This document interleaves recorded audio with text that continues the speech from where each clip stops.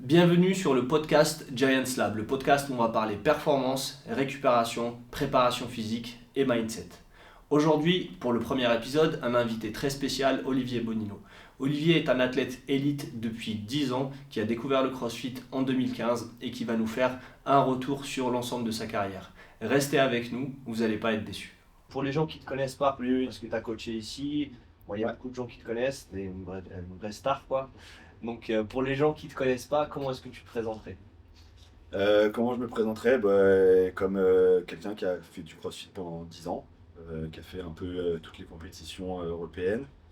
Euh, Quoi dire, qui a vraiment eu le virus du CrossFit il y a 10 ans, un peu du jour au lendemain, et donc du coup qui s'est mis à fond dedans, c'était vraiment la passion. J'ai passé mes diplômes, donc moi je travaille à la base en finance, donc pas du tout dans le domaine sportif. Assez rapidement, je pense qu'un peu comme tout le monde qui se met au CrossFit et qui s'accroche vraiment au niveau passion, j'ai réfléchi à l'idée d'ouvrir ma salle, de coacher, etc. Donc finalement, cette idée, elle a pris le temps de mûrir, donc ça a pris peut-être 6-7 ans avant que je passe mes diplômes de coach, que je commence un petit peu à coacher, que je vienne coacher notamment chez vous, du coup, un petit peu. Et puis voilà, ça a duré un temps. Après, j'ai changé de travail, donc du coup, j'ai plus l'opportunité de coacher. Mais pour autant, toujours du CrossFit. Ouais.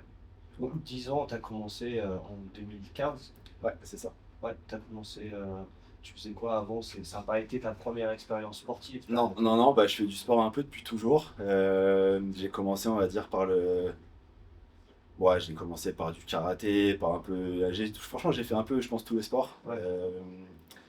Ce que j'ai fait le plus, c'était du foot. Arrivé à 15-16 ans, du coup, je faisais vraiment beaucoup, beaucoup de foot. J'avais des grosses cuisses, mais j'avais pas du tout de haut du corps. Ah ouais, Je me suis là, dit, on ne dirait pas ça. Ouais, ouais, c'est ça qui est assez drôle. Et du coup, je me suis dit, je vais faire un peu de muscu. J'étais allé voir la salle municipale à côté de chez moi à l'époque. Je sais pas si ça change aujourd'hui, mais tu sais, il y avait cette croyance comme quoi faut pas faire de muscu avant d'avoir fini ta croissance. Si. Ouais, j'ai fait une vidéo là-dessus. C'est ça. Donc du coup, j'avais pas le droit de m'inscrire avant d'avoir 17 ans. Donc j'ai attendu 17 ans, je suis allé à la muscu, j'ai commencé du coup à m'épaissir. J'ai vu que j'avais on va dire un peu des facilités sur ça parce que je pesais 70 kilos, j'avais 17 ans et j'arrivais déjà à bencher plus de 100 kilos. Il y avait les mecs à la salle quand je chargeais ma barre, ils étaient là, t'es sûr que tu veux pas qu'on t'assiste et tout, Ouais. ça va aller. Je disais, ouais, bah si tu veux. Et ils disaient, ah putain, ça c'était assez drôle. Et après ça, j'ai fait, à cette époque-là aussi, je faisais quand même pas mal de boxe. Et j'avais vu notamment, parce que je pense que ça, c'est un fil conducteur tout au long de ces années où à chaque fois que j'étais dans un sport, je voulais essayer de m'améliorer au maximum. Et donc j'ai essayé de toujours voir un peu comment les meilleurs s'entraînaient. Tu vois, je pense que ça a toujours été le cas. Même quand je regarde un film et que je vois un acteur qui est devenu super costaud, je me dis, qu'est-ce qu'il a suivi comme entraînement, combien de temps ça lui a pris. À l'époque, c'était ça. Et donc je regardais un peu mes idoles, je voyais Ali, Tyson, ces mecs-là, et je voyais qu'ils avaient, tu vois, Tyson par exemple, qui faisait beaucoup, beaucoup de muscu, qui faisait du bench, le banner aussi. Il y avait leurs chiffres. Et je me disais, ah ouais, putain, les mecs, ils tapent fort, ils ont 150, 160 en bench. Faut que j'en fasse, tu vois, parce qu'ils expliquaient, du coup, tous les muscles que tu utilises pour mettre un coup de poing, c'est ça. Donc, c'est un peu ça qui fait que j'ai commencé. C'est ça qui t'a mis aussi dans le virus du bench, quoi. Parce que Ouais, quand c'est même, ça. le bench, c'est quand même un peu ta spécialité. Parce que j'étais, ouais, c'était Ouais. ça. Ça me servait après aussi parce que j'ai fait du foot US, donc pareil, pour faire des rafus au gars, tu vois, t'as besoin des muscles que tu utilises pour la pousser. Donc c'est vrai que j'avais un attrait pour ça. Et puis ouais, du coup, foot, après boxe, je fais un petit peu de tennis. Du tennis? Ouais, je fais un petit peu de tennis aussi. Je savais pas ça. Ça, c'était. Ouais, j'ai fait 2 ans de tennis. Ah ouais. C'était différent. Parce que là, c'est vraiment, t'as fait le grand écart. Ouais, Entre je t'ai dit, j'ai fait. le karaté, J'ai fait du hand, et j'ai fait du hand aussi Du hand, pendant ouais. 4 ans, et là j'étais gardien, donc j'étais pas acteur direct, parce que j'ai plutôt tendance à avoir été, tu vois, buteur, meneur de jeu, Ouais. ce genre de choses. Là j'étais gardien, et j'adorais ça. Ah ouais, C'était- putain. T'as un c'est peu drôle. tout testé, c'était très Au différent. final, ouais. Ouais. C'est ça. Mais est-ce qu'il y a un moment, par exemple, où tu t'es dit, ok, le CrossFit, ça va être mon sport de prédilection, Ouais. où je vais plus faire que ça? Mais en fait, ce qui s'est passé, c'est que le standard, hein, tu sais, les ligaments croisés, tu connais. Je me suis fait, en faisant un foot avec mes potes, un tacle par derrière, les croisés. Ça a duré 1 an parce qu'à l'époque, toujours avec le service médical qui n'est pas forcément top, suivant là où tu vas. Moi, j'ai grandi dans le 93, donc dans le 93, c'est pas forcément les meilleurs endroits. Il m'avait dit que j'avais juste une entorse Et du coup, pendant un an, j'ai continué à faire du foot et du foot US. Parce qu'en fait, quand t'es bien musclé, ça maintient, tu vois. Et à force, bah forcément, le ménisque, il a fini par se casser aussi. Donc j'avais des petits bouts d'os qui se baladaient. Mon genou se bloquait par moment. Donc j'ai fait d'autres analyses. On m'a dit que j'avais plus de croisé depuis un an. Donc tout ce qui était sport pivot. Donc j'ai fait l'opération. Mais tout ce qui était sport pivot, il fallait quand même. Déjà, j'ai eu un an où je pouvais plus en faire. Et puis après, c'était pas idéal de continuer. En gros, tous les sports qui impliquent des rotations un peu violentes ou des Ouais, changements de c'est ça. direction un peu brutales, C'était un peu bah, ce sans que je ligament faisais. croisé, c'est compliqué. C'est ça. Et du coup, j'ai fait à l'époque, je sais pas si tu connais, du freeletics. Je connais très bien parce que on en a fait pas mal C'est aussi. vrai. Ouais, oui, juste avant le CrossFit. C'est marrant parce qu'il y a pas. c'est À rigolo. chaque fois, je parle de ça et c'est vrai qu'il y a pas Ouais. beaucoup de gens qui. Le Il freeletics, y a beaucoup de gens qui connaissent mais qui n'ont pas Ouais, forcément si, fait. on en a fait avec. Et du coup, j'ai fait ça. Donc, le freeletics, ouais, c'est des mouvements en poids de corps. Donc, Ouais. t'as pas d'objet extérieur. Donc, tu fais des tractions parfois, mais tu essaies de trouver un peu. C'est ça. Parfois, c'était sur des cages de foot. Enfin, tu vois, tu fais un peu comme tu peux. Et puis c'est pas mal. Donc, c'est un peu du crossfit, mais sans l'haltérophilie, en gros. Et il y au avait final. aussi cet petit aspect communautaire où tu te compares. Exactement, Ouais. et donc tu avais ça, et donc tu avais ton classement sur chaque Exact, ouais, entraînement, c'est ça. et moi je sais que notamment, donc forcément j'essayais d'aller chercher ça, mais le problème c'est que t'es un classement, c'est comme les Open, c'est-à-dire Ouais, que c'est les gens ils mettent ce subjectif, qu'ils veulent. Bien sûr, oui. Et en faisant ça, il y en avait un, c'était Poséidon, je sais pas si tu te souviens, ça ressemble un peu à un frag. Si. Ouais, C'est parce un que peu un frag. pour ceux qui connaissent pas, chaque, entre guillemets, c'était pas des WOD, mais chaque entraînement en Ouais, freeletics c'est ça. avait un nom un peu épique. Ouais, Un peu comme ça, ouais. de mythologie. Mythologie, ouais. Et là, Poséidon, ouais, c'était 20, 15, 10, 5 en pull-up et push-up, truc standard ou du Ouais. corps. T'as vraiment une mémoire, toi, c'est Ouais, mais Toi, j'avais fait tu viendrais jamais de ces trucs. Hein. même pas du monde là-dessus d'ailleurs. Si, c'était Aphrodite, c'était mon Aphrodite, pire. mais oui. Ça, c'était les burpees. C'était avec les sit-ups. burpees. Et je me Squat. souviens, Aphrodite, c'était dans l'appart où on vivait à Colombes. Le tout premier appart avec le sous-sol, où il y avait une petite salle de sport au sous-sol, tu te souviens. Et je faisais Aphrodite au moins 2 fois par semaine. Horrible. Il était violent. La première fois que tu fais, t'as des courbatures partout. Ouais. Et c'est là où vraiment j'ai découvert les burpees. J'en faisais un petit peu avant à l'entraînement, on pouvait en faire au FitUS ça pendant un temps. Mais sinon, c'était là, tu vois, où t'en mangeais 150. Du coup, Ouais, en gros, c'est ça. Ouais, Je crois qu'il y en avait 150. Hein. ouais, je crois que Je crois que c'était ça, ouais. Et c'était l'enfer. Et je me dis, ça, c'est quand même pas mal. Je fais Poséidon, je vois que je fais un des top scores au monde. Et je me dis, ah, c'est cool, et tu te prends au truc, tu Ouais, vois. forcément. Et je connaissais pas du tout le CrossFit à ce moment-là. Et je tombe sur une vidéo sur YouTube. C'est le truc, il y a plein de gens où c'est comme ça à notre époque, tu vois. Je tombe sur une vidéo YouTube, je vois une vidéo des Games et je me dis, mais c'est quoi ce truc de zinzin là. Ça a l'air trop bien. Et je vois que c'est ce que je faisais actuellement, mais avec de l'haltérophilie et de la compétition. Et je me dis, putain, mais c'est ce qu'il faut que je fasse. Ouais. Et à ce moment-là, les aléas de la vie amoureuse avaient fait que j'étais retourné chez mes parents. Donc j'étais à nouveau dans le 93, pas de salle de CrossFit dans le 93. Et dis-toi que je suis carrément allé visiter des salles par rapport au transport pour aller à mon boulot. Moi, je bossais à la Défense. Pour voir laquelle pouvait me plaire et déménager en fonction de ça. Mais non. C'est ce que j'ai En fait. fait, ça t'a tellement, un peu, entre guillemets, le virus t'a tellement pris que tu t'es dit, je vais orienter C'est ça. là où je vis par Je me rapport suis au dit, ça, je vais en CrossFit. faire. Ouais. Ça, c'est clair. Moi, j'ai depuis tout petit, tu vois, enfin, aussi longtemps que je peux me souvenir, j'ai toujours fait du sport. Et je me suis dit, ça, je vais me lancer et je pense que je peux être bon, tu vois. Et ça m'intéresse, ça a l'air génial, il y a plein de mouvements, il y a plein de choses à apprendre. Ouais.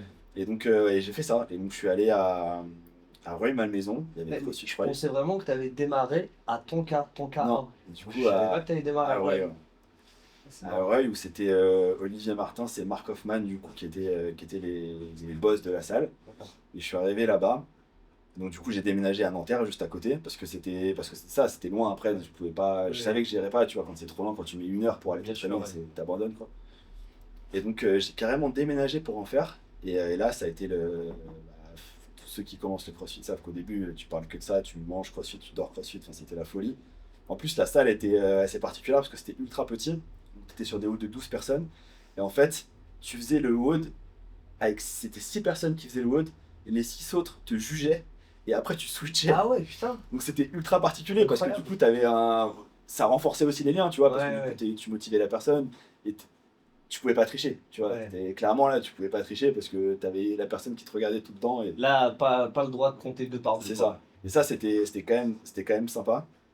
Et ça dure quelques mois. Et Marc du coup part pour ouvrir CrossFit Tanka avec vraiment l'ambition de faire un peu de compétition, etc.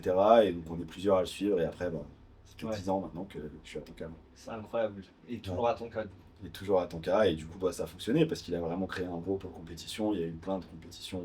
Des gens de Tanka ont été. Et ça a En tout bien cas, marché. maintenant, c'est un peu, pour nous aussi, hein, c'est la maison mère, c'est C'est la ça. maison, quoi. C'est là où on s'est connus, C'est nous là-bas aussi, où on du s'est coup. connus en Ouais. 2017.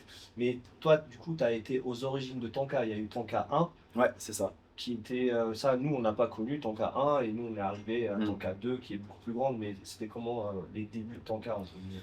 Les débuts de Tanka, au final, c'était pas si différent qu'aujourd'hui. C'est juste qu'il y avait moins de monde. Et c'était quand même une grande salle, quoi qu'il arrive. Donc, tu avais vraiment déjà de base, vu que c'était l'objectif d'avoir un peu le compétiteur, tu avais un espace séparé pour l'open, mais qui était forcément beaucoup moins grand que ce qu'on a aujourd'hui. Mais tu avais de quoi bouger à, je veux dire, peut-être une dizaine de personnes, tu vois. Ouais. Mais on n'était pas beaucoup plus que ça en open. Et après, tu avais la partie haute qui, pour le coup, là, était quand même. Qui était vraiment. C'était un long couloir, qui était assez grande. Mais c'est ça, c'est qu'on était quand même beaucoup moins nombreux. Et dès que, je sais pas, c'est 1 an ou 2 ans après l'ouverture, où du coup Marc a ouvert le 2 parce qu'on commençait à être assez nombreux. Et là, le 2, t'as vu, là, C'est incroyable. c'est Disneyland, quoi. C'est super grand, il y a tout. Enfin, c'est vraiment cool. Et donc c'est là avec la team entre guillemets compétiteur que Marc a essayé de créer que tu as commencé la compétition. Donc ça fait quand même, on peut dire que ça fait presque 10 ans que tu es quand même dans la compétition C'est de ça. CrossFit, quoi. Première C'est compétition 2016.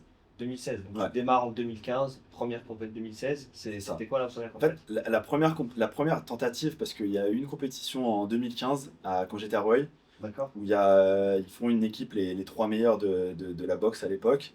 Il y en a un des 3 qui se blesse, et du coup, ils me demandent de le remplacer, tu vois.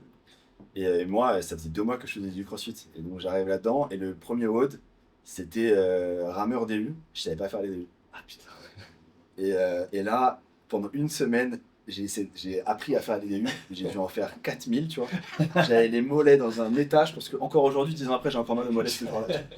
Et j'étais là, ouah, parce que je pouvais pas me dire, ça peut pas être à cause de moi, tu vois, qui se qualifie pas, donc faut à tout prix. Donc j'arrive à réussir mes DU. En plus, il y en avait beaucoup, je crois que il y en avait peut-être 600 dans le haut, tu vois. Donc Putain, c'était non. 3 tours et c'était 200 DU et puis des calos au rameur.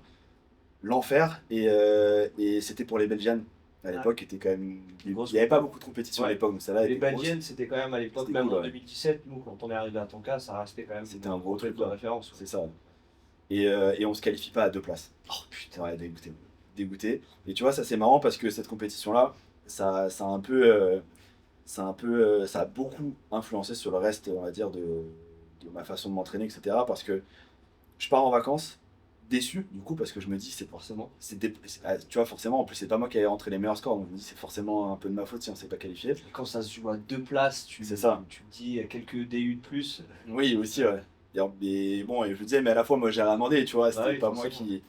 Et je pars en vacances, un peu dépité de sa situation, et je m'entraîne pas pendant une semaine, et ça m'était jamais arrivé de ma vie de rater juste 2 jours d'entraînement. Tu vois, j'avais jamais pris plus qu'un jour Ouais. sans m'entraîner. C'était depuis 10 ans peut-être, tu vois. Là, je fais une semaine off, et je rentre, et toute prétention gardée, tu vois, je leur roule dessus à partir de là, sur les watts de la boxe, tout le temps, tu vois. Et je me suis dit, ouais, c'est fou, juste parce que je me suis. Alors que je pensais au contraire. Tu vois, c'est pareil, c'est la même croyance de dire je m'entraîne pas, je vais être moins Ouais. bon, etc. Ouais. En fait, ça m'avait tellement reposé, et à partir de là, je me suis dit, ok, maintenant, il faut que je me force à prendre Ouais. des jours de repos. Et Mais c'est vraiment ça la différence. t'avait aussi fait une sorte de shift mental où Les deux, ouais, je tu pense. l'as un peu mal vécu, donc C'est ça ça. t'a un peu remis dedans, quoi. Complètement. Ouais. Ok. Et donc à partir de là, t'enchaînes un peu les compétitions. Et à partir de là, ouais, la première compétition, 2016, Italian Showdown, ça, c'est la première que je fais. En indiv, du coup, celle-là. En Indive, on Ouais. part avec, du coup, on est avec Marc, Nico, Eva. On part là-bas. Et le format était assez particulier parce qu'il n'y avait pas de qualif. Et les qualifs étaient sur place. Et donc ils vendaient ça en disant tout le monde aura ses 15 minutes de boire. Et donc t'arrivais, D'accord.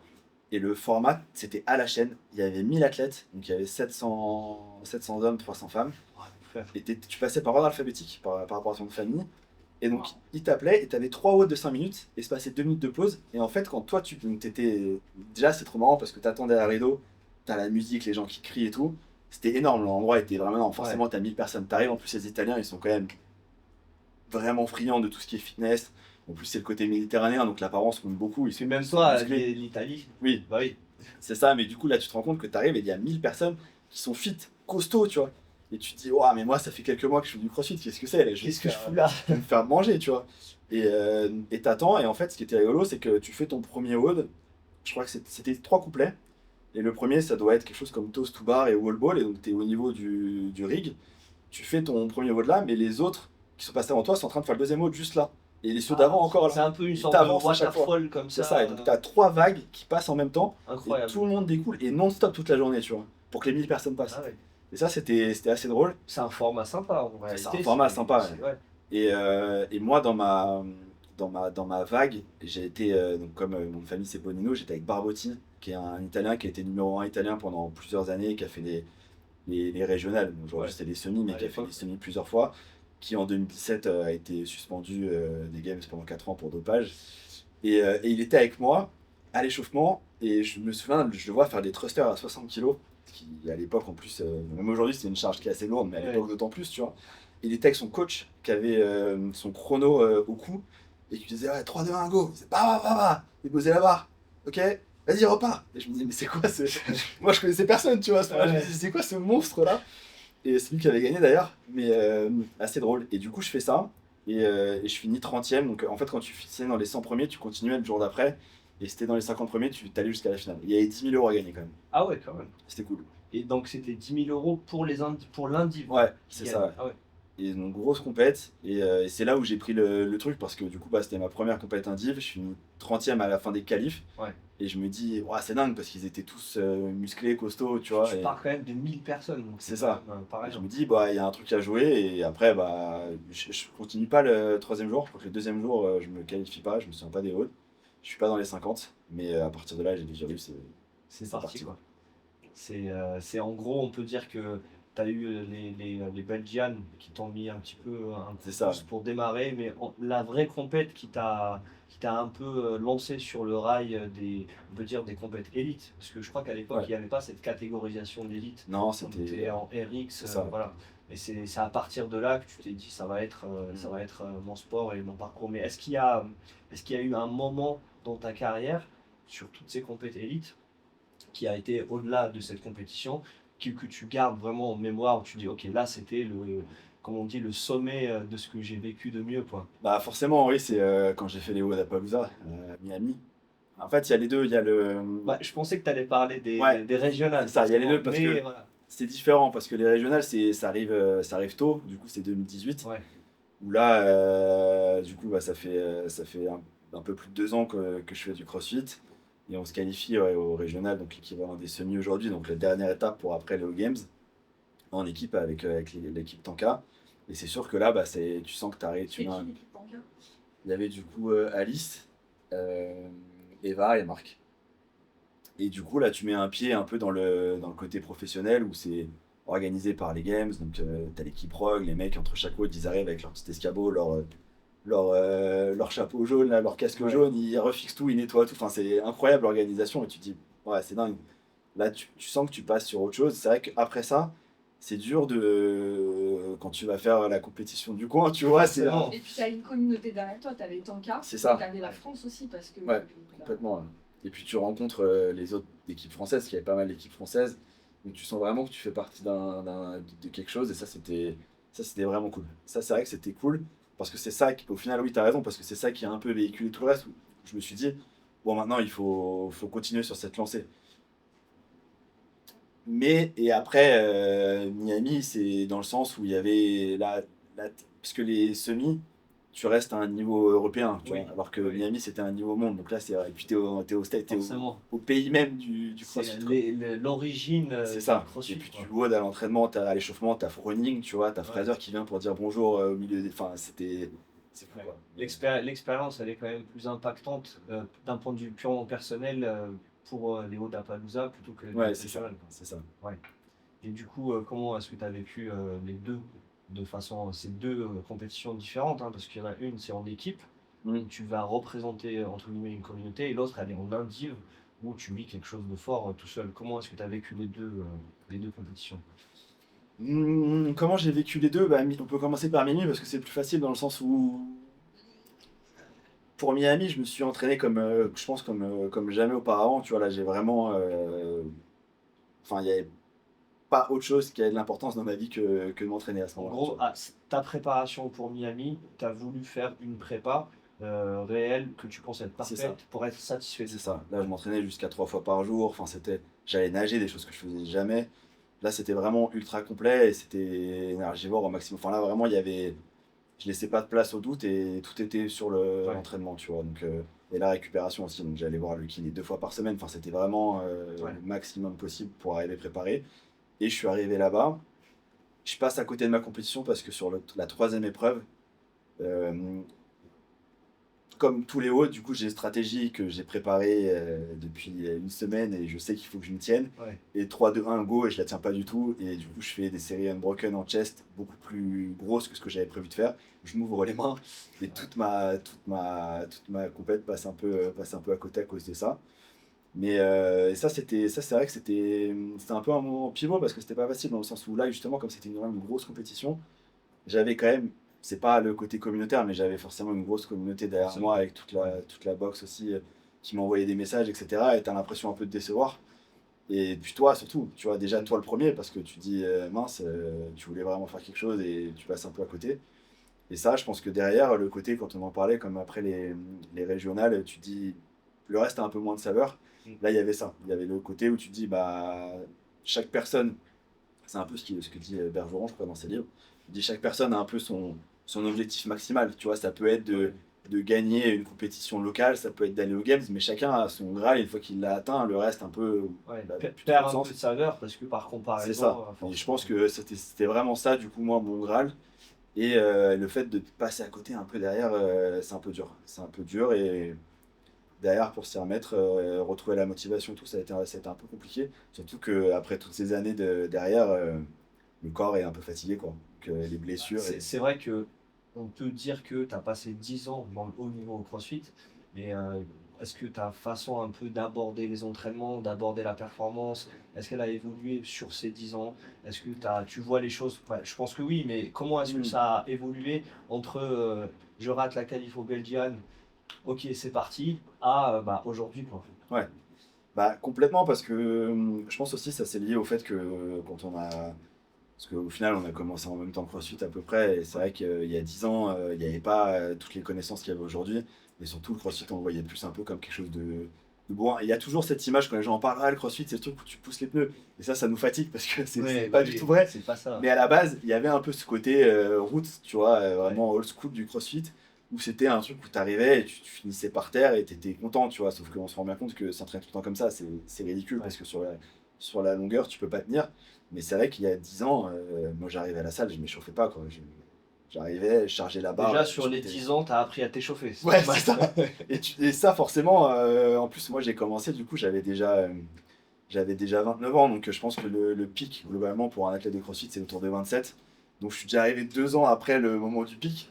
Et donc c'est déjà le moment où tu dois faire attention à ça, tu vois, à la récup, l'échauffement, etc. Sauf que moi j'arrivais et je faisais un peu n'importe quoi. Donc ça va forcément contribuer au fait que sur la longévité, c'est pas incroyable. Mais quand même, tu es resté 10 ans encore au haut niveau, donc ce qui est quand même pas rien. Oui. Mais donc oui, forcément, les façons de m'entraîner ont changé beaucoup.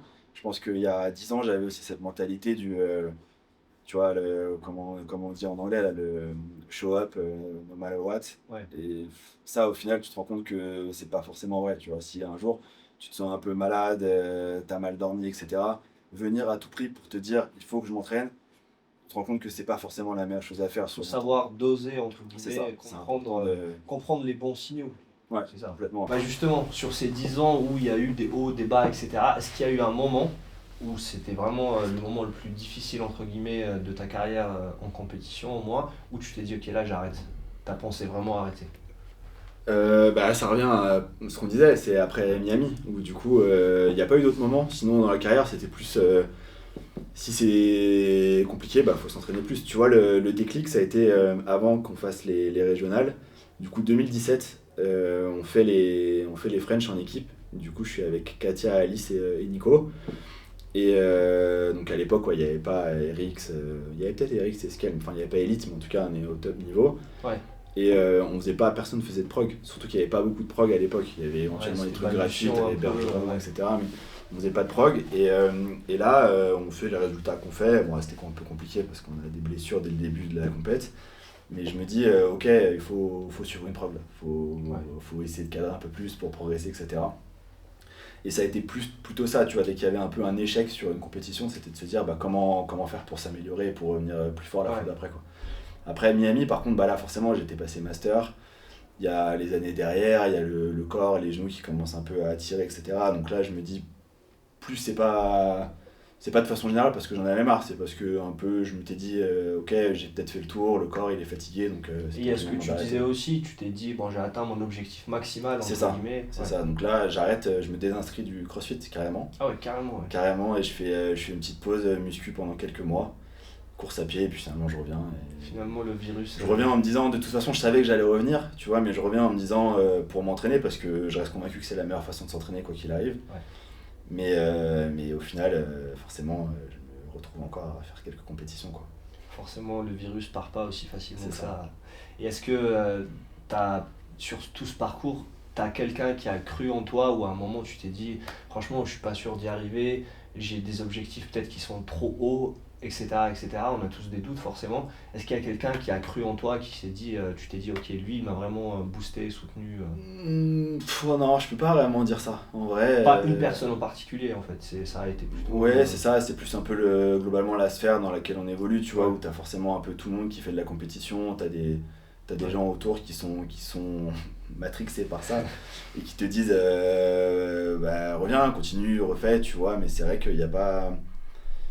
Je pense que c'était toujours au final tout seul, tu vois, je me motivais tout seul. T'avais des signaux de ton cercle proche, c'est ça. Mais c'était quand même toi qui faisais la démarche de te remettre dedans. C'est ça. Ouais.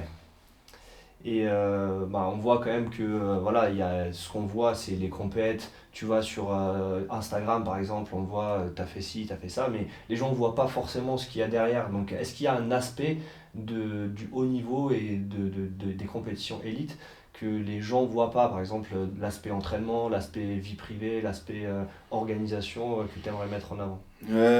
Tu vois, c'est un peu compliqué pour moi de répondre à cette question parce que je me considère pas forcément je peux pas me considérer comme le top élite ou dans le sens où ces gars-là ils font que ça, tu vois, ils sont vraiment focus sur ça.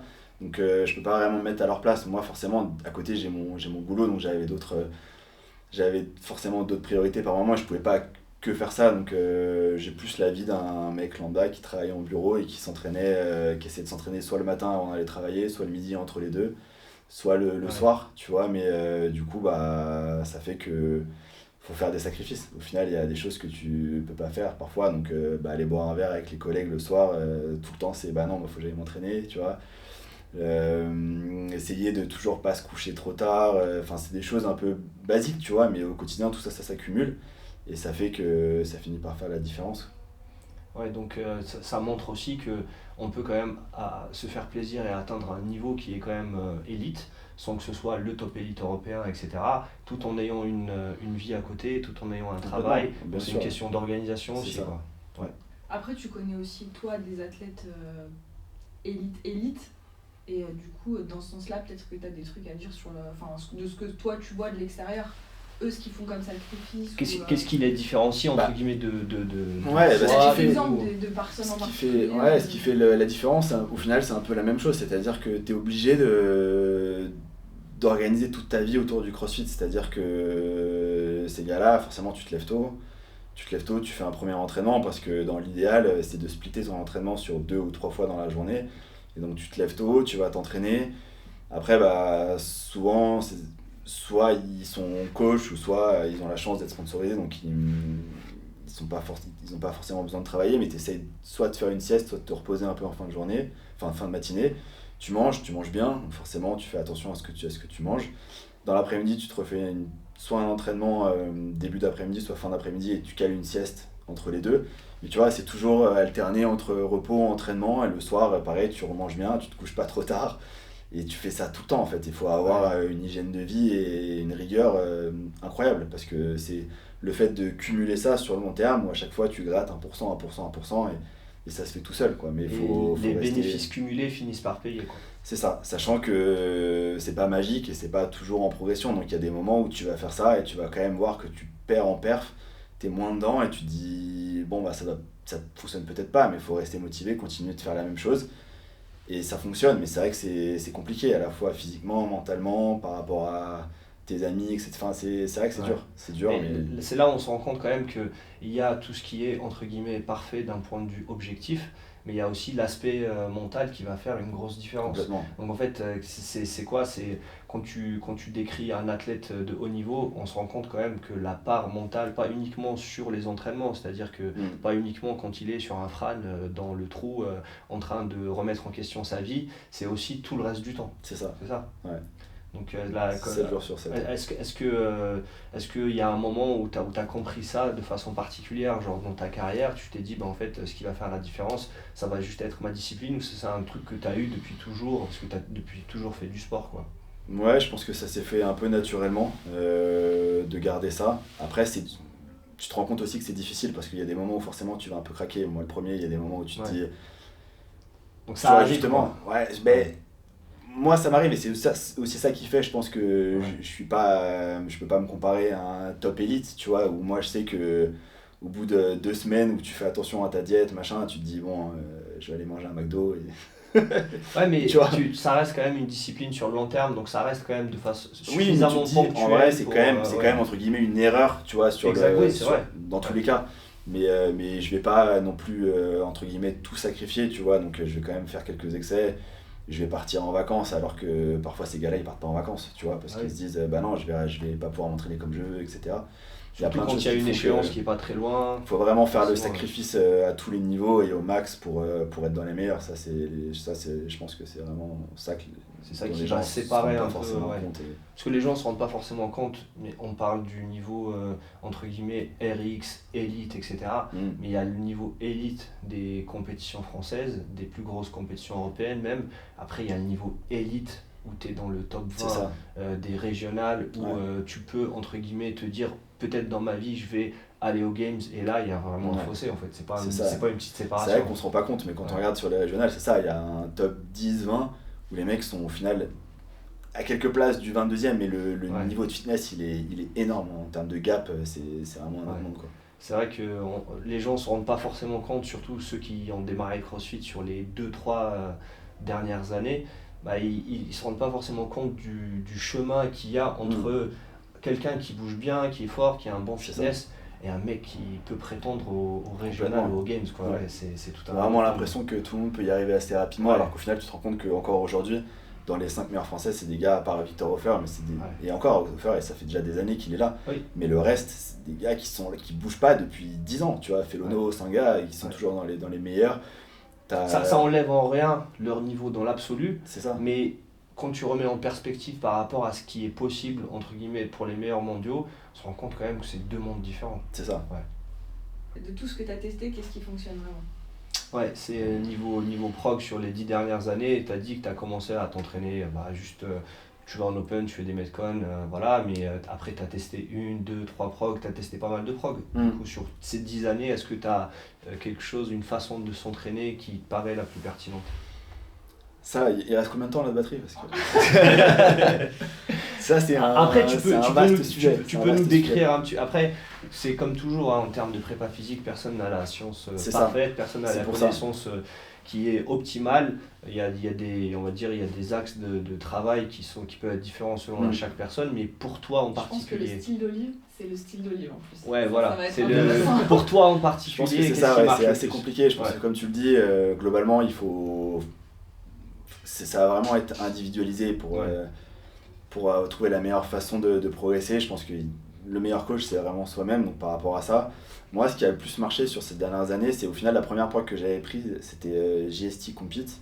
C'était Steven Fawcett qui programmait à l'époque avec ça aussi à l'époque, Jack Cornwaite. Mais du coup, c'est lui qui après, maintenant, il est chez HW Pilio et qui a entraîné notamment Hofer ces dernières années avant qu'il parte. Il est chez Oudet. Un shortcut. Mais et ça, pour le coup, c'était une prog qui était extrêmement dure sur tout ce qui était haltérophilie et force. C'était vraiment des pourcentages. Je me souviens pour le faire. Tu commençais par ton squat, les pourcentages ils étaient tellement bien trouvés que chaque rep c'était l'enfer et tu finissais, t'étais lessivé. Mais par contre, qu'est-ce que j'ai progressé en force sur cette période-là. Donc ça, c'était bien. C'était pas forcément un besoin que j'avais à ce moment-là, quoique on peut parler du fait que quand je suis arrivé en CrossFit, Ça, c'est une stat qui est super intéressante. J'avais quand plus même. en bench qu'en squat et en deadlift. Voilà. Mais Combien du coup, j'avais 190 en bench et j'avais 180 en deadlift et 160 en squat. Voilà. Ah, monter à l'envers, le mec. Ça, c'était quand même assez fou. Mais, et du coup, ouais, les chiffres étaient montés. Après, globalement, j'avais quand même déjà des grosses barres à ce moment-là. Mais c'est vrai que tu te rends compte que il n'y a pas de réalité de se dire j'ai déjà des grosses barres, j'ai plus besoin de faire de la force. Au Ouais. final, ça se transfère quoi qu'il arrive sur le cardio parce Forcément. que tout est plus léger, etc. Mais c'est vrai que c'était dur. Et c'est vrai que répondre à ta question est difficile dans le sens où là, j'avais du coup la trentaine. J'étais déjà sur le fait d'être un peu plus vieux, mais le système nerveux était quand même encore assez. Après, il répondait quand même assez bien. faut savoir quand même que la maturité en ce qui concerne la force pure et un peu l'explosivité, C'est elle est plus tard. plus tardive C'est ça, que tout ce qui est complètement. Ouais. très haute intensité. Quoi. Mais t'as le système nerveux qui commence un peu plus avec les années quand même à fatiguer. C'est C'est vrai qu'à ça, ça l'époque, dépend il de répondait bien. l'historique aussi. Ouais.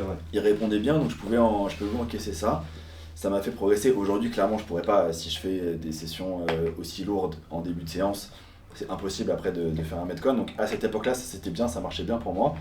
Après, je pense qu'aujourd'hui, ce qui fonctionne le mieux, c'est vraiment plus le volume. Après, moi, j'ai eu toutes ces années une façon de m'entraîner en suivant une prog, mais toujours un peu en la remodelant à ma façon parce que j'ai toujours.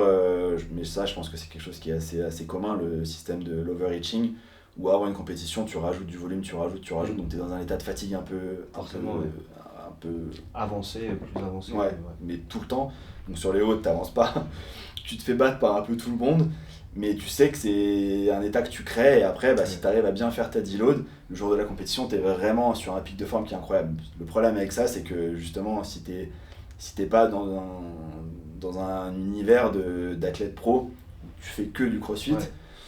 c'est compliqué parce que dès que tu vas avoir une source de stress exogène qui va venir dessus, où t'as le travail, t'as quelque chose qui tombe, je sais pas, t'as ta voiture qui tombe en panne, enfin des bêtises, ce qui fait que ça peut un peu chambouler ce que t'as prévu, Ouais. et t'arrives pas à te reposer pendant ta semaine de deload, et le jour de la compétition, t'es complètement éclaté, quoi. C'est Donc, ça, c'est un équilibre qui est pas facile à trouver, difficile mais à en doser. gros, pour faire C'est ça. simple, on va essayer de créer une fatigue qui est contrôlée. On sait que sur le coup, le niveau, si on le prend de façon absolue, il est moins bon, mais on sait qu'il va y avoir la surcompensation qui est censée Et la être contrôlée. surcompensation est vraiment Voilà. incroyable quand elle C'est se ça. produit. Donc, Et quand tu surcompenses correctement pour le jour où tu as besoin de C'est ça. performer, là tu sens la différence. Et ça, je trouve que ça marche vraiment bien parce que toutes les fois où j'ai pu le faire et où ça a fonctionné, c'était quand même dingue. Et sur le long terme, tu progresses quand même beaucoup avec Ouais, ça. c'est quoi. ça. Tu joues avec cette Mais c'est vrai que vague-là, c'est dur parce que ouais. c'est toujours flirter un peu avec la blessure aussi. Enfin, il y a plein de choses qui font. Ah ouais, après c'est Ça, un c'est peu la base de le la jeu, quoi, progression, d'être c'est ça. toujours dans cette zone un peu grise. Ouais. Complètement. Ok. Allez, mindset. Donc, mais JST, c'est vrai que moi j'avais fait JST pendant 3 ans à Tanka C'était et bien. c'était génial. À l'époque, c'était la pro que suivait Willy George. Ah oui, je savais Tu pas, vois je pas, croyais, tu je croyais que sais qu'il c'était y avait Prepare. Il a été pas avec Prepare à un moment. Il a fait JST, après il est parti chez Prepare, je crois. D'accord, Ouais, ok. t'as raison. J'avais retenu Prepare, mais j'avais pas retenu JST. Ouais. Mais je me souviens que JST. C'était JST ou Prepare où t'avais le 30 minutes max cal à la SoBike en benchmark. alors Ça te parle, tu ça l'avais à JST, je l'avais eu. Tu l'avais à JST, Ouais, il faisait c'est bien à trop JST cool. parce que c'était lui qui D'accord. avait le top score. Ah ok. Et c'était quelque chose de monstrueux, c'était 400K je crois sur une demi-heure. Moi je me souviens, j'étais content de moi, mais je me souviens qu'on en avait parlé à l'époque et que ouais c'est ça, tu m'avais dit que Willy. Ouais, justement ça c'est intéressant.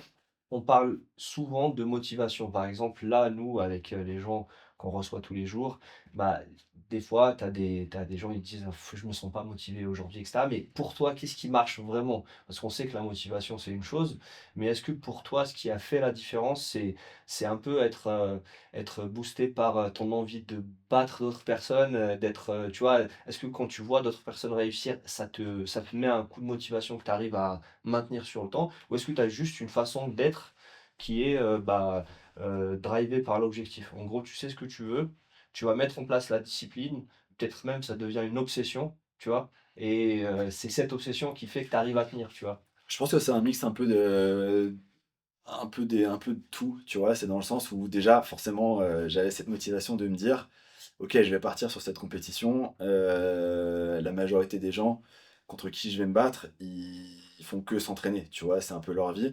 Moi, je travaille à côté, donc je vais leur montrer que je peux les battre alors que, tu vois, je fais d'autres choses. Ça, c'est sûr que c'était une Ouais. motivation personnelle. C'est un peu le petit plaisir en Toujours, plus, tu te dis. Toujours, ouais, Ouais. complètement. Moi, j'ai un peu plus de bâtons dans les roues sur C'est ça. la prépa, mais je veux quand même vous battre, quoi. Complètement. Ouais. Donc ça, c'est sûr que ça joue beaucoup. Et après, c'est toujours le fait en effet, d'aller chercher un résultat, tu vois. Et tu te rends compte rapidement que le mindset, il est quand même crucial parce que bah, typiquement, une des premières qualifs pour les French, je crois, le premier WOD qui sort, c'était un RM squat clean. Et à cette époque-là, je commençais déjà à avoir mal au genou et j'avais pas fait de squat pendant quasiment 9 mois. Ouais. Et je faisais, du coup, à la place, je faisais des choses qui se transfèrent, tu vois, je faisais du sled, enfin, je faisais plein de choses qui pouvaient essayer de compenser. Et je me disais, mais comment je vais faire? Et pendant 2 jours, je me répétais, tu vas squat cleaner 145, tu vas squat cleaner. Et tu vois, tout le temps, je me suis couché la veille, je le faisais le lendemain matin, de toute façon, demain, tu vas squat cleaner 145. Et le lendemain, mon PR à l'époque, c'était 130, Ouais. je squat clean 145, tu vois. Incroyable. Et à partir de là, ça se trouve, j'aurais pu faire plus. Mais comme je m'étais mentalement préparé à faire ça, 150, j'ai fait un deadlift, tu vois, mais... Et tu te rends compte que ouais, tout ce qui est préparation mentale, tout ce qui est visualisation, etc., c'est quand même incroyable. Ça Donc marche très bien. c'est quelque chose qui n'est pas juste ésotérique, on sait que c'est quelque chose quand même qui a des effets physiologiques, C'est ça. et toi tu l'as testé et t'y crois vraiment, quoi. Et toutes les compétitions que j'ai pu faire, si j'ai pas les WOD à l'avance, ou si c'est le soir pour le lendemain, ça m'embête, tu vois. Je préfère les avoir le plus tôt possible parce que dans ma tête, je vais les faire 50 fois, en dormant, je vais me voir faire le WOD, comment je vais cutter, etc. Changer ma façon de faire, ça je trouve que c'est primordial. C'est par les stratégies, ça, on l'a bien vécu C'est en ça. Normandie. Et justement, par rapport à ça, toi, tu préfères avoir les WOD à l'avance, donc du coup, tu vas les visualiser, les refaire, etc. Mais quand même, quand tu arrives sur le floor et que le WOD va démarrer, il y a une sorte de pression, mais toi, tu es plutôt pression positive, pression négative. Comment ça t'impacte ce moment-là où la pression monte et ça va exploser, quoi? Comment tu gères ça? Est-ce que tu as des techniques un petit peu pour te mettre dedans? Est-ce que tu te racontes un scénario? Parce qu'on sait que chacun a des façons de faire qui sont différentes. C'est difficile de répondre parce que ça dépend aussi si tu es en équipe ou en indiv, tu vois, parce qu'en équipe, tu te dis que tu auras toujours quelqu'un pour compenser si jamais tu t'es un peu en peine, quoi. Mais après, je dis ça, mais globalement, je pense que je suis quand même plus stressé quand je suis en équipe que quand je suis tout seul. Parce qu'à la fois aussi, tu te dis, il faut pas que je laisse tomber l'équipe, donc c'est un peu dans les deux sens.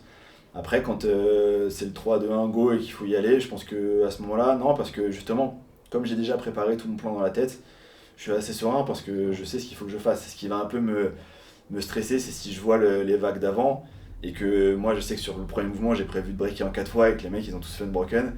Là ça va pas. Là tu vois, je me dis ok, peut-être qu'il faut que je change ma façon de faire et là ça devient problématique. Mais globalement, normalement j'arrive assez serein et ça va, tu vois, mais ouais. Bon, alors, mouvement préféré? Mouvement préféré, clean, squat clean. Squat clean. Ouais, tous les jours. 166, je crois. Ouais. C'est ça? C'est ça. Je me souviens. C'était un beau reel où tu disais We are back. Je m'en souviens de celui-là. Mouvement détesté? Mouvement détesté, il y en a quand même plusieurs. Hein, mais on va dire le plus détesté. Le plus détesté, ça va être les pistols, je pense. Les pistols? Ouais. Moi j'aurais cru que tu allais dire un mouvement. Il y en a plein, franchement. Qui implique de l'overhead un petit peu, le jerk ou le. Non. Parce que tu as une façon de jerker qui est un peu. Je fais un jerk très strict. C'est ça, mais ça me dérange pas de le faire. Ça me dérange pas de le faire. On dit c'est valide en. Parce que globalement, c'est pas être dur, tu vois, ça me demande pas d'effort. Mais ouais, tout ce qui est. Où j'hésitais avec les box jump. Mais ouais. Ok, pistol. Après, forcément, si tu me dis natation ou course à pied. Là, mais c'est oui, pas un mouvement, ça va être la natation. C'est pas du crossfit, ça. Ta séance idéale, plutôt une séance courte qui est explosive, tu rentres dedans, ou est-ce qu'un peu plus longue? La séance d'entraînement ou un WOD, tu veux dire? Non, la séance d'entraînement idéale. La séance d'entraînement idéale, ouais, ça va être une partie, ça va être plutôt 1h30, je pense, tu vois, avec une demi-heure d'haltéro peut-être. Après, le temps de se préparer sur le WOD, un WOD pas trop long, hein, parce que 8 minutes max. Max l'effort. 8 minutes c'est bien, 8 minutes, et après 8 minutes en time cap, tu vois, donc ça finit en 6, c'est bien. Donc si t'es en forme 4:30, on est bien, quoi.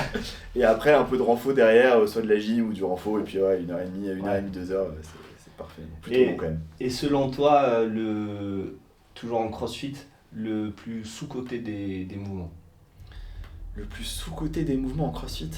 Ouah, ça c'est dur. Le plus sous-coté? C'est hyper important, c'est méga stylé comme question. Le mouvement le plus sous-coté? Concentre-toi. C'est dur. Après, forcément, j'aurais tendance à dire que ce serait le bench. Quoi qu'il commence à y avoir quelques compétitions où ça vient. Bah oui, mais c'est vrai qu'en CrossFit, on fait pas beaucoup de bench. On fait pas beaucoup de bench alors que pour la pousser c'est quand même primordial. Ouais. Mais après c'est sûr que derrière quand tu fais beaucoup de bench t'es gêné sur tout le reste. C'est ça. Sur le snatch, sur l'overhead, même sur des toast to bar, tout ce qui est mobilité d'épaule. C'est donc quand même il pas faut terrible. bien le doser, c'est sympa, mais si C'est t'as ça. les épaules qui commencent à être fixées en avant, cage thoracique fermé, ça devient compliqué. C'est compliqué. Alors ensuite, ta compétition de CrossFit préférée, le top pour toi? Ma compétition de CrossFit préférée, je vais rester français, et je vais dire les Battle of Normandie. Ouais, c'est vrai que les Parce Battle of Normandie, que déjà l'organisation est top. Les gars qui font ça derrière, ils sont vraiment passionnés et c'est génial. Et la programmation, elle est vraiment old school comme on est, mais c'est toujours bien pensé. Tu sors de là, t'es content. Il n'y a aucun haut où tu te dis ah ouais, mais ils auraient pu faire ça différemment, c'était quand même pas terrible, etc. Donc je pense que. C'est vrai que parmi toutes les compétitions françaises, les Battle of Normandie, c'est un peu un rituel aussi pour nous de les faire tous les ans. Mais à chaque fois, on se dit, ok, c'est du bon crossfit à l'ancienne comme on aime. Quoi. Ouais, tu sors de là, t'es content. Ouais, tu sais que tu as bossé, même si tu vas en team, tu sais que tu sors, t'as pas passé ton week-end à faire 5 reps par-ci, 2 reps par-là, à faire de la synchro, du cirque. T'as eu du volume, t'as eu des mouvements cool. Non, c'est génial. On passe le bonjour à la team de Caen. Là par contre une compétition qui te fait vraiment rêver, au-delà de Wodapalooza que tu as réalisé du coup, mais une compète qui te fait rêver, tu dis ok là si demain j'ai un bouton, j'appuie dessus, j'y suis, je le fais. Bah du coup forcément je vais te dire les Games. Games après c'est quelque chose qui va rester au coin de ma tête en 40-45, tu vois, forcément. Je me dis pourquoi pas. Et donc ouais ça sera ça quoi. Ok. Ouais. Ouais, parce que je pense à la réponse. Parce que je pense à la réponse, parce que j'ai une réponse en tête, mais après c'est peut-être pas celle-là, mais ton plus gros fail en CrossFit. Mon plus gros fail en CrossFit? Tu veux dire mais ça c'est pas forcément en compète, hein, ça peut être en entraînement, ça peut être. Du coup quand tu rigoles, je sais pas à quoi tu penses. Mais... mon plus gros fail Mon plus gros fail en CrossFit. Ouah, c'est dur. Mais ouais, mais faut que tu précises si c'est une compétition où je suis passé à côté ou si c'est un mouvement. Non, plus un mouvement, un moment. Tu t'es tapé la honte ou un truc du genre quoi. Mais faudrait limite, après faudrait la rajouter. Faudrait même la rajouter dans la vidéo, ça me dérangerait même pas, tu vois, parce que c'est une qualif que je fais pour les Lièges où en fait il fallait faire des thrusters et du rameur.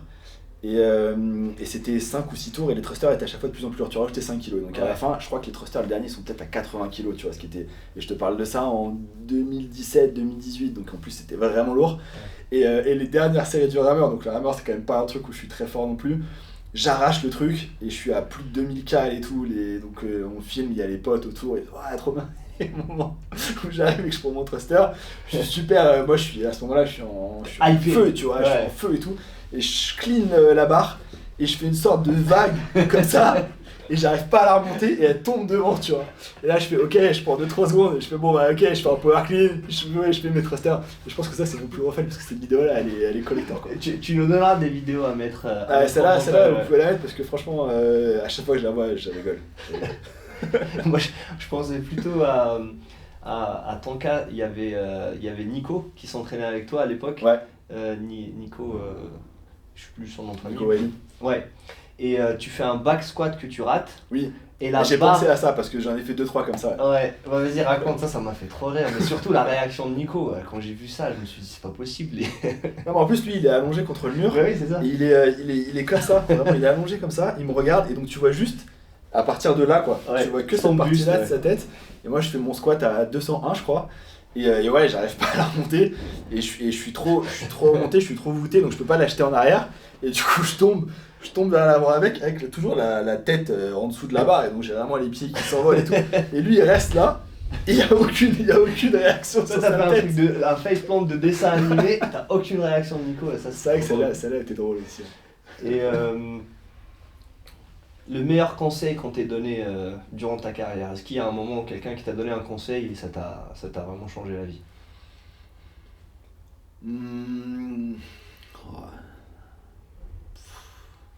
Ça peut être non. Non, franchement, j'arrive pas trop à visualiser un truc parce que c'est vrai que j'ai plutôt été autodidacte, tu vois.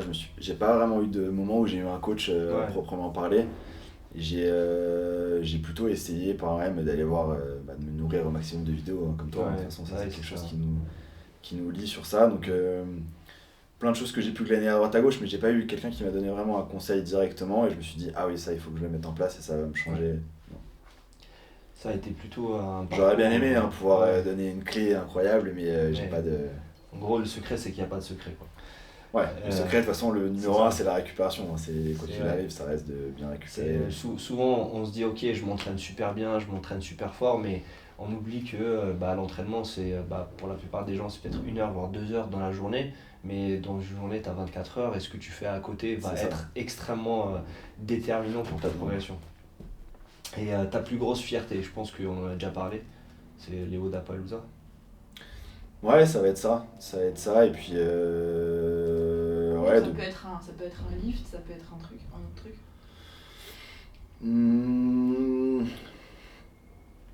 Ouais, je pense que après forcément il y a si c'est un lift, il y a des leaders où c'est incroyable quand t'as l'atmosphère d'un leader avec l'ambiance d'un leader. Ouais, ça c'est quand même fou. Mais je pense que ma plus grosse fierté, quoi qu'il arrive, c'est de m'être qualifié au Wodapalooza, où ça c'était vraiment surréaliste. Et ton athlète CrossFit préféré? Ça peut être athlète français ou autre, international. Mon athlète CrossFit préféré, ça c'est difficile à dire parce que tu vois, c'est vrai que on en parlait en plus hier avec Pauline quand on parlait du podcast et tout, tu vois, où elle me disait à juste titre, quand je regarde les CrossFit Games, j'adore regarder, mais j'ai pas ce côté où je vais être fan de voir les gars, tu vois, c'est pas vraiment, et je pense que ça va être sûrement un peu pareil pour toi, il y a pas ce côté, il y a le côté spectacle, mais je regarde pas les games en me disant c'est divertissant, je regarde les games en me disant ok, ils ont ça à faire, comment ils vont y arriver, quel temps ils vont mettre, donc déjà je calcule de mon côté à l'avance pour savoir les meilleurs ils vont mettre tant de temps, etc. C'est plus dans l'aspect analytique, c'est ça, tout le temps, donc après je vais pas être là à fond derrière un gars, après c'est sûr qu'en termes d'impact sur le CrossFit, etc., ça va être Fraser.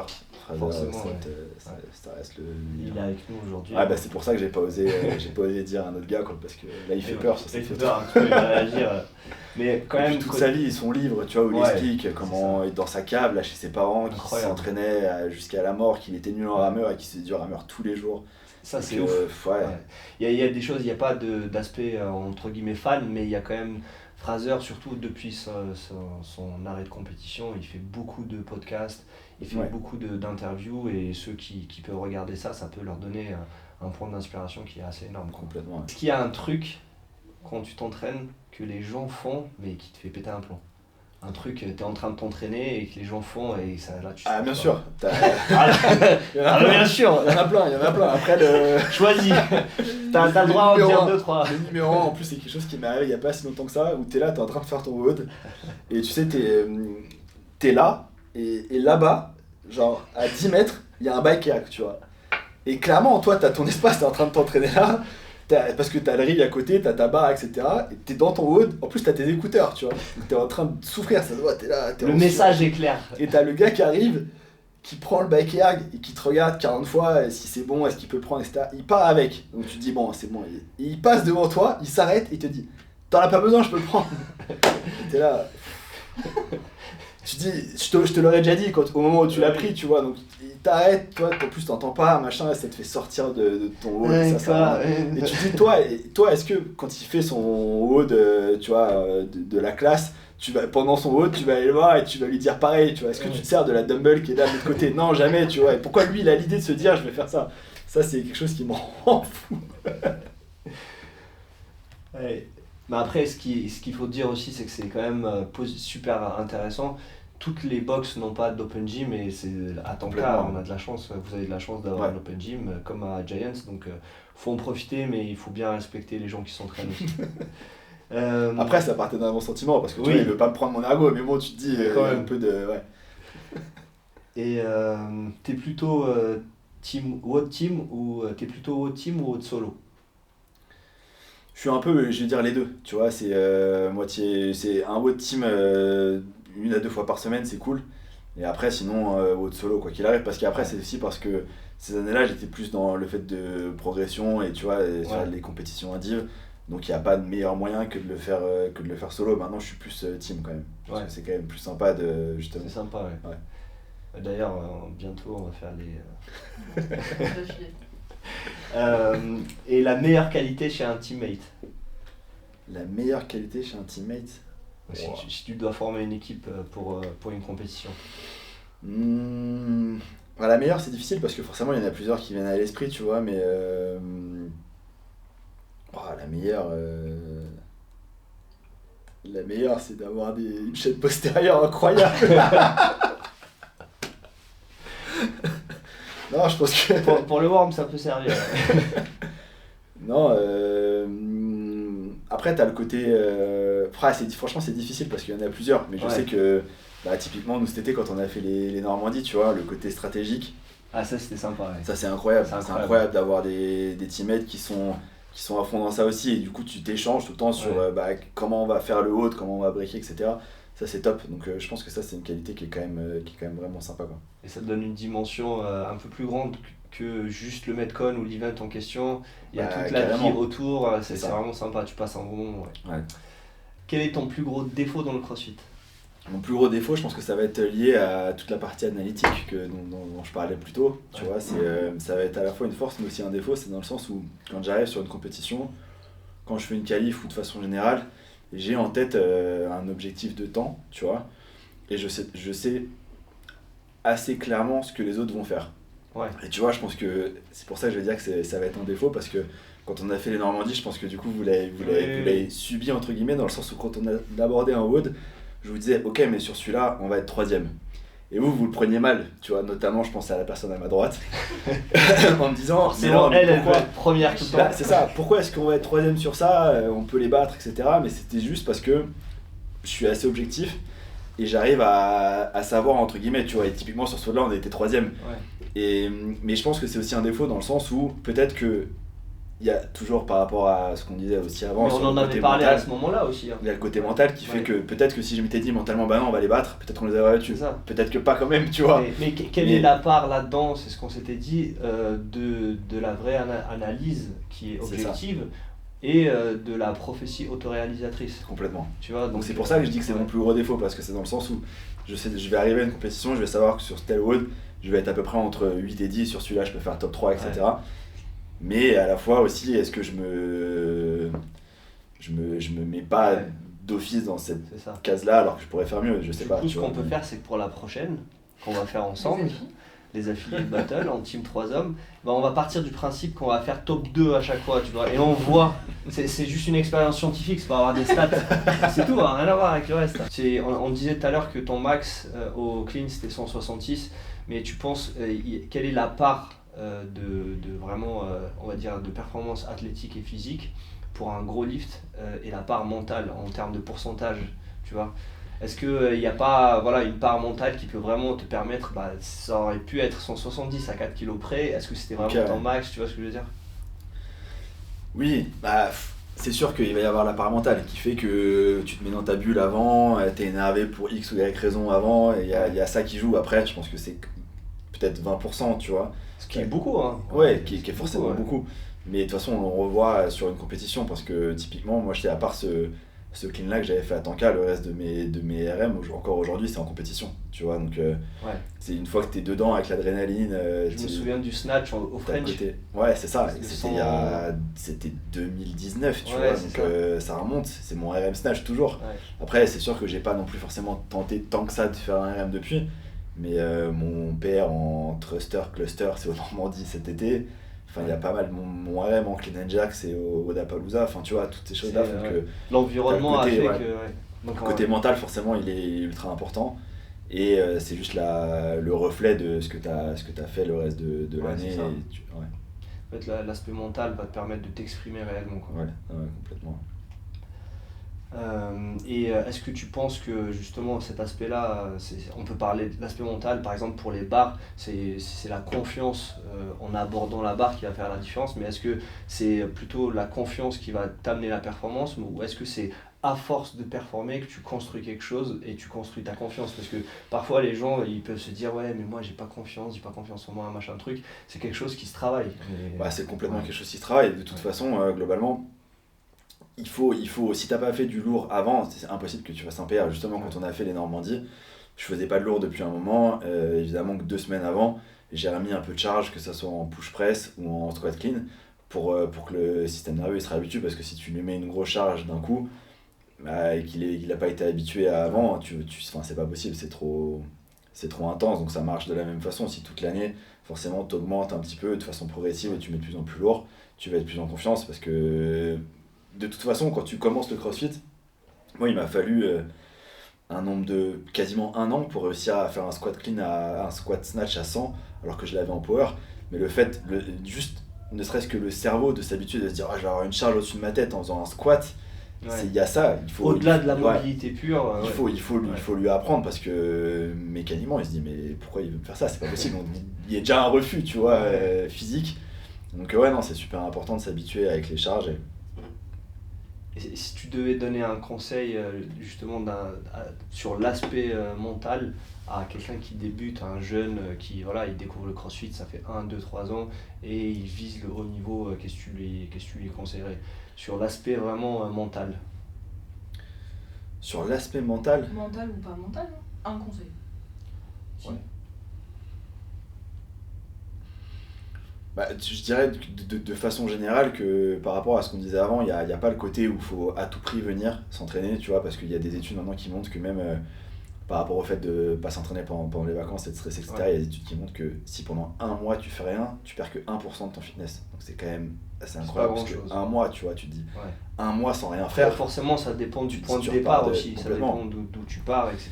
Mais ne prenez pas de la mauvaise façon, parce que si y en a des gens qui écoutent et qui me disent moi je vais m'entraîner une fois tous les mois parce que je non, c'est ça. Ça marche pas. Ça marche pas dans ce sens. C'est si tu t'entraînes tout le temps et que pendant un mois t'as l'air de t'entraîner, ça va aller, t'as pas tant que ça à rattraper, tu vois.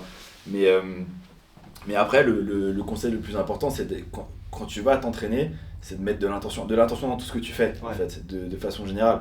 Parce que naturellement, tout ce qui est motivation, discipline, etc., rigueur, ça va suivre avec. Parce que si ton intention, c'est de te qualifier à une compétition en particulier, il va falloir que tu t'entraînes 5 fois par semaine, il va falloir que tu fasses attention à ce que tu manges. Donc c'est de mettre de l'intention, et ça marche de toute façon, c'est un conseil qui marche globalement dans la vie de tous les jours, de tout faire avec intention et pas juste de dire je vais à la salle pour aller à la salle, tu vois. Je vais faire ce WOD et puis j'aurais fait mes 20 minutes, et non, il faut se dire ok, là dans ce WOD il y a ça à faire, quel est mon objectif, tu vois. Est-ce que c'est de faire tel temps, est-ce que c'est 4 tours où il y a 40 wall balls à chaque fois, et de me dire ok, je vais mettre le temps que je vais mettre, mais je vais faire les 4 fois 40 wall balls unbroken parce que c'est mon objectif de la journée. Mais c'est toujours trouver une intention dans chaque chose que tu fais et d'avoir des petites victoires à chaque fois. En fait, et puis ça vient naturellement. En gros, c'est l'aspect mindset, c'est qu'il suffit pas de cocher la case de ce jour je me suis entraîné. Comment est-ce que tu t'es entraîné? Est-ce que tu as vraiment été avec intensité et tu as tiré quelque chose de l'entraînement, quoi. Ouais. Et à l'inverse, est-ce qu'il y a un truc que tu vois chez les athlètes ou aspirants athlètes qui font et tu penses que c'est que tout le monde plus ou moins fait, mais tu sais que c'est du bullshit? Est-ce qu'on peut parler de dopage? On peut parler, si tu parles de caféine, on peut parler caféine.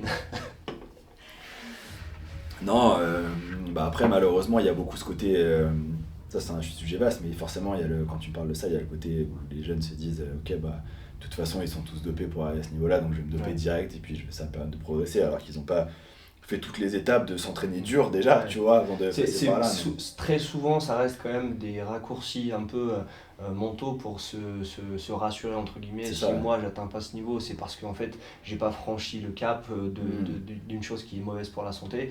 Et en réalité, on se rend bien compte que voilà, ce que tu dis, est-ce que c'est pas juste des excuses qu'on se trouve, quoi. Complètement, ouais. Et après forcément, la question c'était quoi déjà exactement ? C'était est-ce qu'il y a un truc est-ce qu'il y a un truc que tu vois chez les athlètes ou les aspirants athlètes que tu vois de façon un peu répandue, mais en réalité voilà qui n'est pas... Il y a le côté faire un WOD par semaine à tout prix, tu vois, et se mettre finir allongé par terre tous les jours.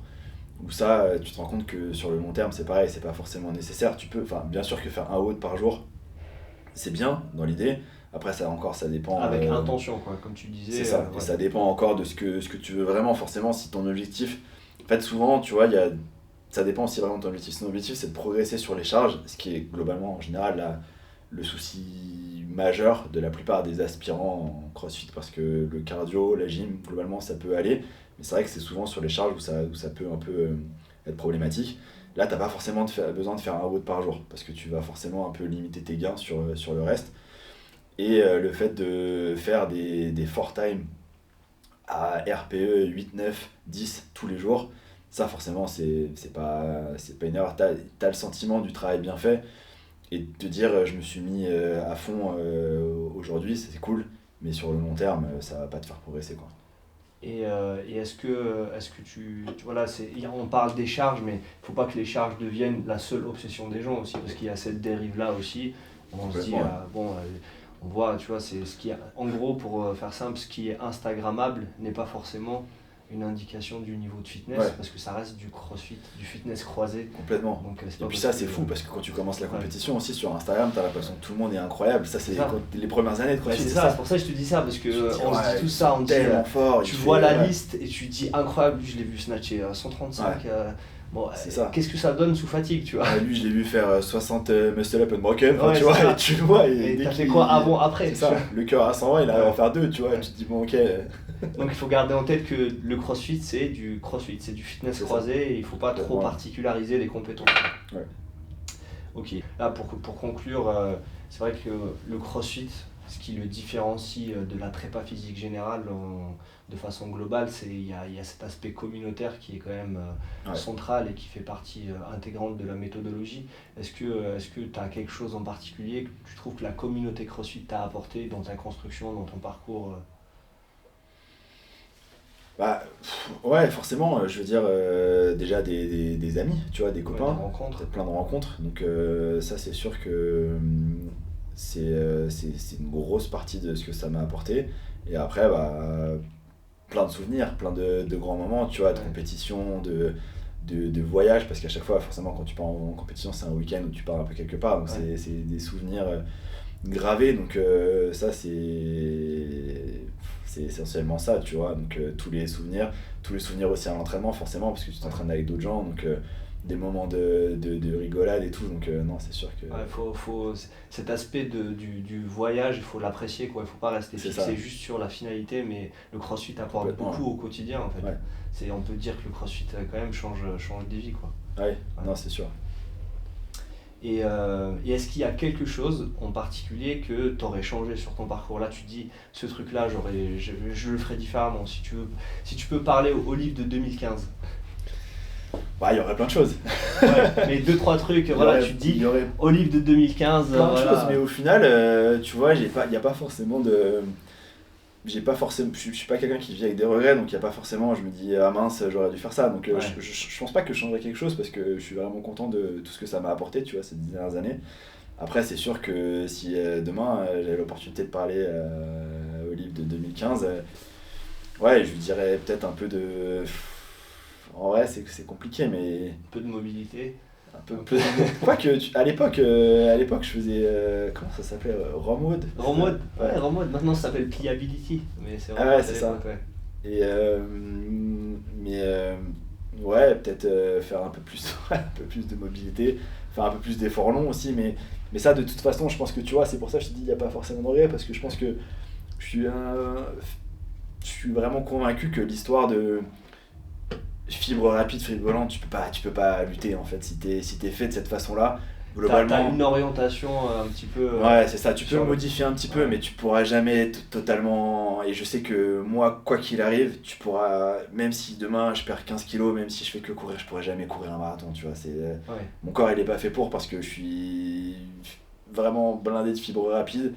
Et ce que j'aime, c'est l'explosivité et la puissance. Et donc, malheureusement, certains watts, je pourrais jamais changer. Donc, quoi qu'il arrive, je pourrais me donner les meilleurs conseils du monde. Je pense que même en les appliquant, ça aurait pas pu changer certains aspects de mon fitness et ça m'aurait pas fait progresser, tu vois. Donc, À ton objectif de l'année, là, tu te projettes comment? Pour partir sur une note un peu. Bah, il faut que je la pose du coup. Bah oui, vas-y. Faut que je la pose. Et ton objectif de l'année, sur quoi tu te projettes les prochaines échéances, les prochaines compétitions?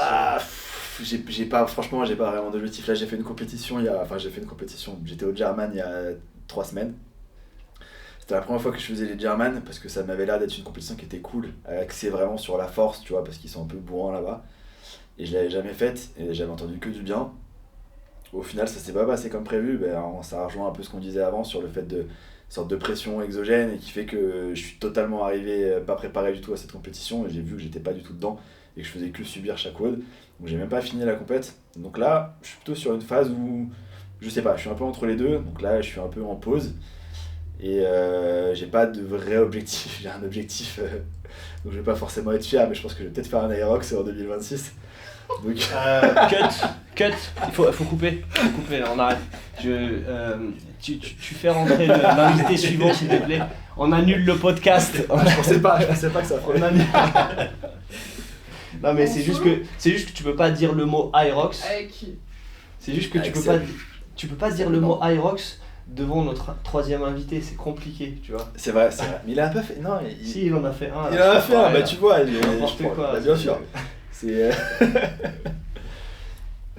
Ok. Bah après, c'était la mauvaise réponse. Hein. Normalement, tu dis team, 3 hommes affiliés de battle. Mais on la refera, c'est pas grave. Ok, bon, bah écoute. Faut lui souhaiter des belles choses, quoi. Ouais, un bon Aerox du coup. Bah écoute, merci d'être venu, merci de t'être prêté au jeu. Bah merci à toi de m'avoir reçu. Bah avec plaisir, c'était logique qu'un ami de longue date soit le premier. Et je pense qu'on réussira à te faire changer d'avis sur les prochaines compétitions. Merci de nous avoir écoutés pour ce premier épisode du Giants Lab. N'hésitez pas à liker, commenter et partager. Et restez connectés pour le prochain.